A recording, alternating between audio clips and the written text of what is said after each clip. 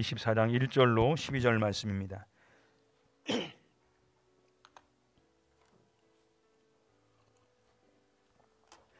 한 절씩 교독하고 마지막 절은 합독하도록 하겠습니다. 누가복음 24장 1절로 12절입니다. 안식 후 첫날 새벽에 이 여자들이 그 준비한 향품을 가지고 무덤에 가서 들어가니 주 예수의 시체가 보이지 아니하더라.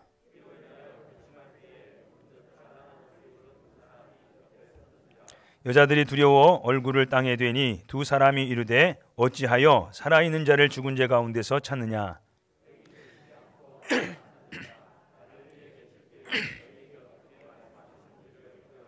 이르시기를 인자가 죄인의 손에 넘겨져 십자가에 못 박히고 제3일에 다시 살아나야 하리라 하셨느니라 한데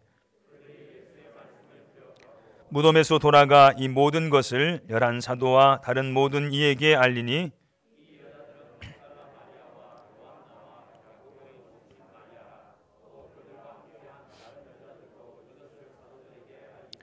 사도들은 그들의 말이 허탄한 듯이 들려 믿지 아니하나 베드로는 일어나 무덤에 달려가서 굽히려 들여다보니 세마포만 보이는지라 그 된 일을 놀랍게 여기며 집으로 돌아가니라. 아멘. 할렐루야.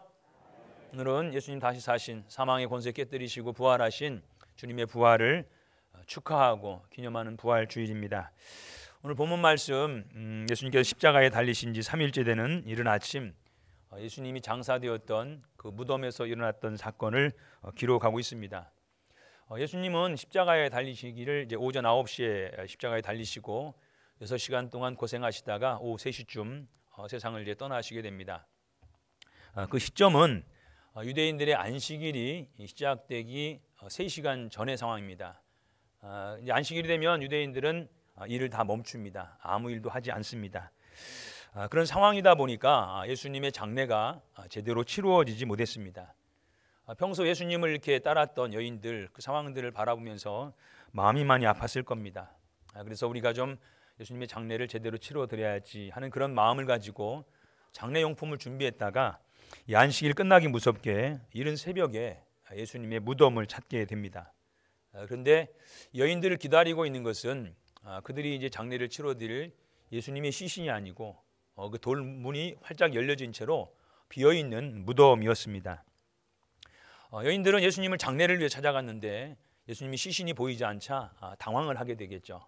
당황하는 그 사이에 천사처럼 보이는 두 사람이 나타납니다. 나타나서 그들에게 왜 산 자를 죽은 자 가운데 찾느냐. 예수는 부활했다. 예수님의 부활의 소식을 전해줍니다. 여인들은 즉시 이 사람이 전해준 부활의 소식을 믿음으로 받아서 무덤을 떠납니다. 무덤에 계속 머물지 않고 예수님을 찾지 않고 무덤을 떠나서 이 11 사도와 또 제자들에게 찾아가서 이 부활의 소식을 전해줍니다. 그런데 안타깝게도 11 사도와 제자들은 여인들이 전한 부활의 소식을 믿지 않습니다. 12절을 보면 베드로가 그 여인들의 말을 듣고 정말 사실관계를 확인하기 위해서 예수님의 무덤에 찾아가서 빈 무덤인 것을 확인하지만 확인하고는 그냥 자기 집으로 돌아갑니다.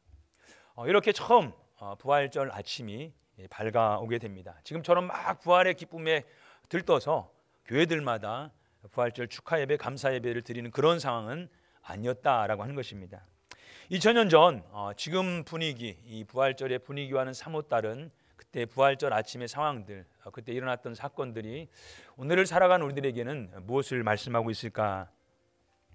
오늘 부활주일을 맞이하면서 빈 무덤이 들려주는 복음이라는 제목으로 말씀의 은혜를 좀 나누려고 합니다. 빈 무덤은 당연히 예수님의 부활을 우리에게 전하죠. 예수님 다시 사셨다라는 복음을 전합니다. 그런데 예수님이 다시 사셨다 보여주는 이 빈 무덤이 우리에게 들려주는 또 다른 측면에서의 메시지를 좀 한번 생각해 보려고 합니다. 그 첫 번째 빈 무덤이 들려주는 복음은 하나님은 신실하시다는 것입니다. 따라합니다. 하나님은 신실하시다. 하나님 신실하시다는 것을 빈 무덤은 우리에게 증거하고 있습니다. 하나님은 처음 인간인 아담과 하와가 범죄를 한 후에 그들에게 나무라시고 또 책망하시고 또 그러면서 이제 뱀에게 저주와 같은 말씀 한마디를 남기십니다. 창세기 3장 15절 말씀입니다. 같이 읽어봅니다. 시작. 내가 너로 여자와 원수가 되게 하고 내 후손도 여자의 후손과 원수가 되게 하리니 여자의 후손은 내 머리를 상하게 할 것이요 너는 그의 발꿈치를 상하게 할 것이니라 하시고, 이 말씀이 당시에는 어떤 의미인지를 아무도 이해하지 못했을 겁니다. 그 말을 들은 뱀도 그리고 그 곁에 있었던 하와도 아담도 이 말씀의 의미를 이해하지 못했을 겁니다. 후일에 이 말씀들이 전체적인 성경의 큰 이 안목 속에서 성서를 해석하는 학자들은 이 말씀을 원복음, 가장 복음의 처음 되는 기초라고 그렇게 이제 해석을 합니다. 이미 하나님은 이 범죄한 인간을 위해서 그들을 구원하기로 작정을 하시고 그 구원을 이뤄갈 하나님의 계획을 완성할 여자의 후손을 예비를 하십니다. 여자를 유혹해서 이게 무너뜨린 망가뜨린 뱀은 여자의 후손에게도 공격을 가할 겁니다. 그의 발꿈치를 상하게 할 것입니다. 그렇지만 여자의 후손은 뱀의 머리를 상하게 할 것이다 라고 말씀하셨습니다. 이 원복음이라고 불리는 이 사건, 이 말씀 가운데 있는 두 가지 사건, 뱀이 여자의 후손의 발꿈치를 물고 여자의 후손은 뱀의 머리를 상하게 만드는 이 두 사건은 예수님의 십자가의 죽음과 부활을 예표를 합니다. 옛 뱀으로 상징되어지는 이 사단, 죽음이라는 자기의 권세, 무기를 가지고 여자의 후손인 예수님의 발꿈치를 공격하죠. 그게 바로 십자가의 사건이죠. 그래서 이긴 듯합니다. 발꿈치를 물어서 넘어뜨린 듯합니다. 쓰러뜨린 듯합니다. 그렇지만 예수님은, 이 여자의 후손인 예수님은 죽음의 권세를 꺾고 다시 살아나시죠. 예수님의 부활이라고 하는 것은 결국 여자의 후손이 뱀의 머리를 밟아버리는 이 완전한 승리를 상징한다라고 하는 것입니다. 결국 아담과 하와가 범죄한 후에 아주 오래적 그때 하나님이 선포하신 창세기 3장 15절의 말씀이 예수님의 십자가와 부활을 통해서 완전히 성취가 된다는 겁니다. 빈무덤은 무엇입니까? 예수님이 죽었다가 부활하셨다는 예수님의 이 십자가와 부활을 상징하잖아요.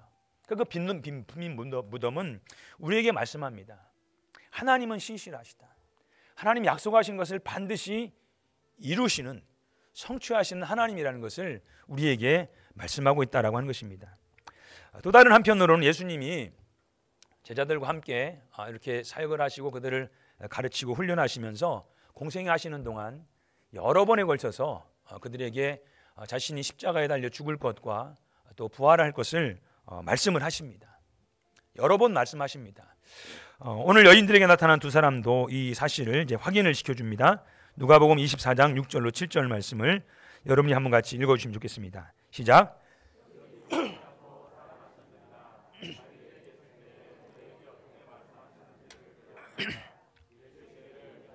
주인의 손에 넘겨져 십자가에 못 박히고 제3일에 다시 살아나야 하리라 하셨느니라 한데, 예수님 말씀하셨습니다. 내가 원수들에게 붙들려 십자가에 못 박혀 죽을 것이고 그렇지만 3일 만에 다시 살아날 것이다 라는 말씀을 하셨습니다. 그 하신 예수님의 말씀이 이 십자가와 부활을 통해서 완전히 성취가 되어집니다.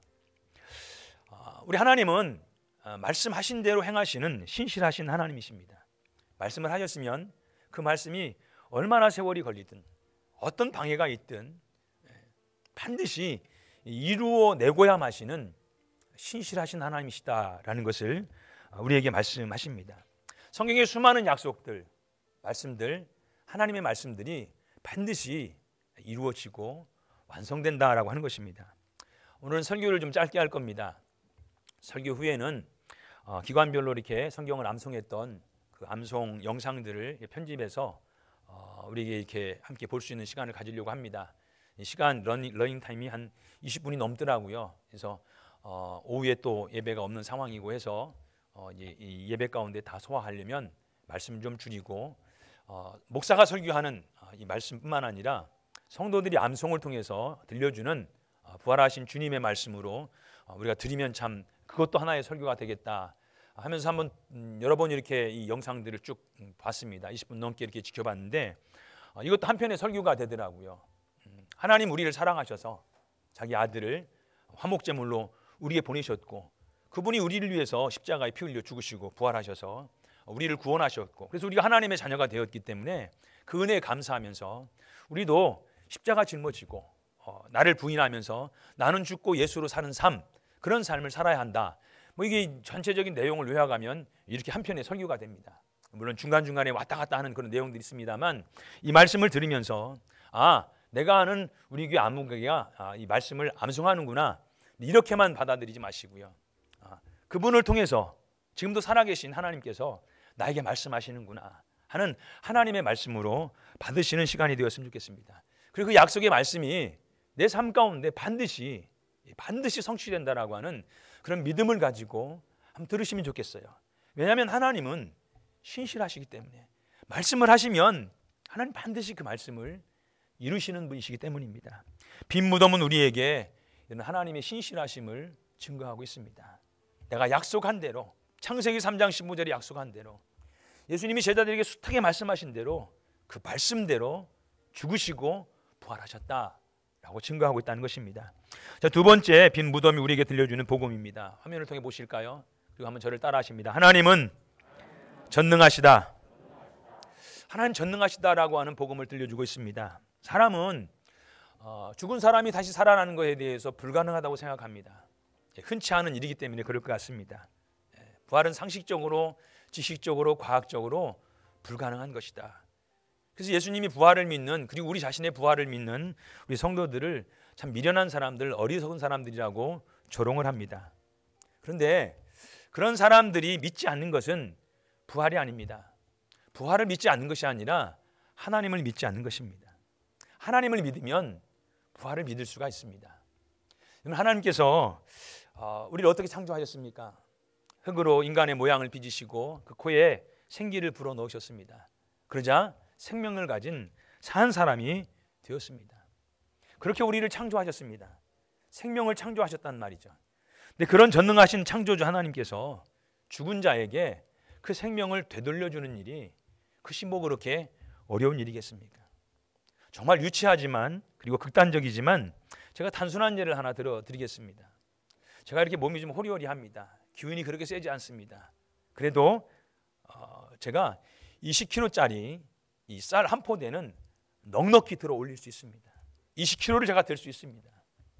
그런 저에게 1kg짜리 설탕 한 봉지를 주면 제가 그것을 드는 일이 불가능하겠습니까? 정말 유치한 예입니다. 20kg를 들어 올리는 제가 1kg를 못 들어 올리겠습니까? 80kg짜리 쌀 한 가마리를 드는 분에게 1kg짜리 맡기면 그 못 들겠습니까? 로마서 4장 17절은 이렇게 증거합니다. 우리 함께 같이 17절 하반절을 같이 읽어보겠습니다. 화면을 통해서. 화면 띄워주시겠습니까? 시작. 그가 믿은 바 하나님은 죽은 자를 살리시며 없는 것을 있는 것으로 부르시는 이시니라. 죽은 자를 살리십니다. 그보다 더한 것은 없는 것을 있는 것처럼 만드시는 분이 그분이십니다. 없는 생명을 만드신 분이 그분이십니다.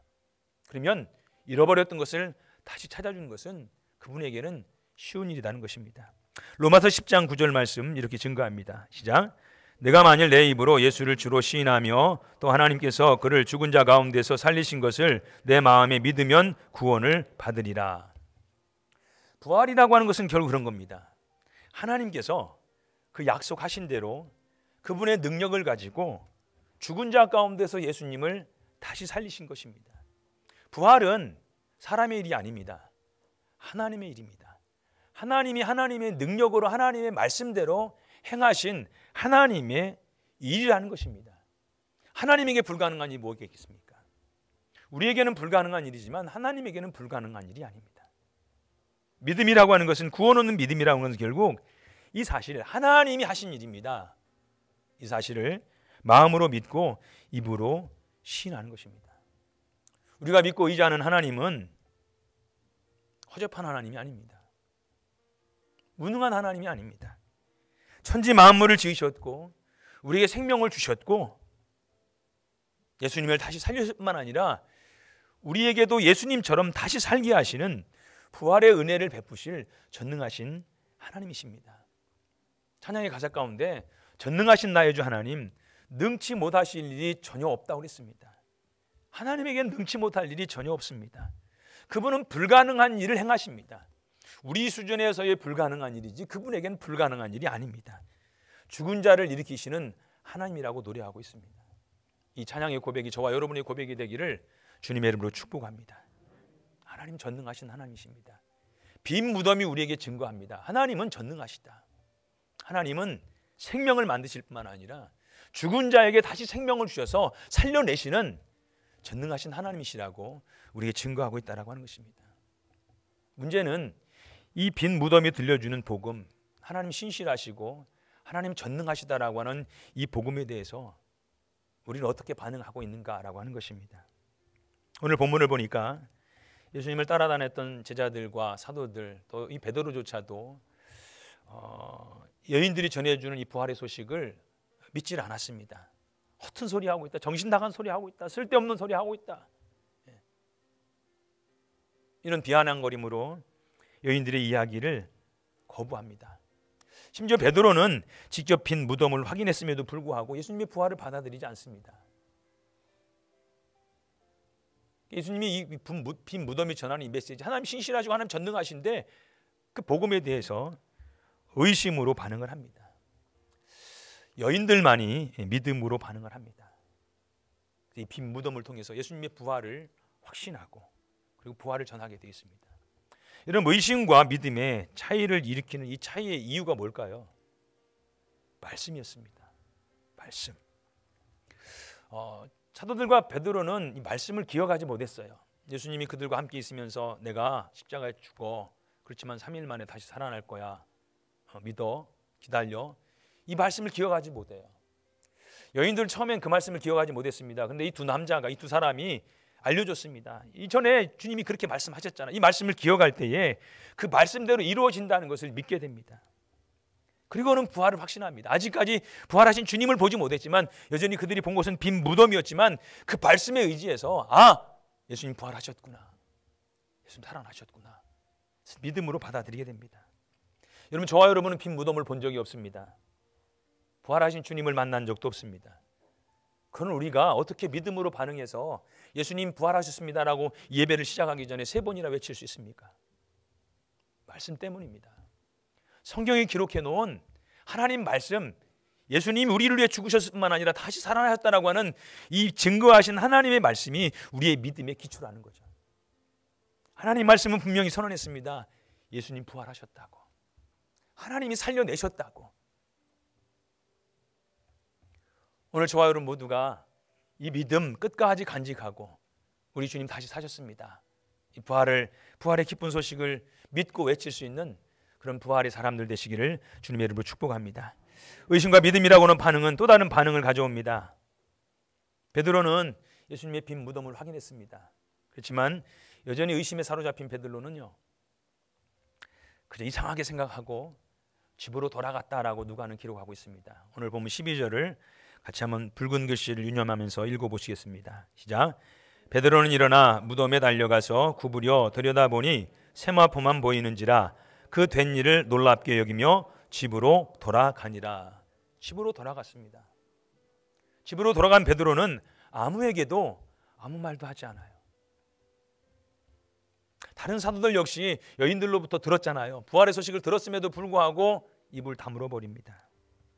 그러나 예수님의 부활을 확신한 이 말씀을 듣고 예수님 살아나셨구나, 부활의 확신을 가진 여인들은 기쁨과 확신에 찬 어조를 가지고 예수님의 부활을 증거하기 시작합니다. 9절 말씀 같이 읽어보십니다. 시작.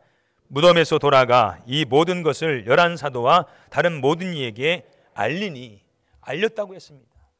말을 했습니다. 그냥 믿음으로 끝낸 게 아니고 선포했습니다. 예수님 다시 사셨다고, 다시 사셨다고. 사람들이 무시했습니다.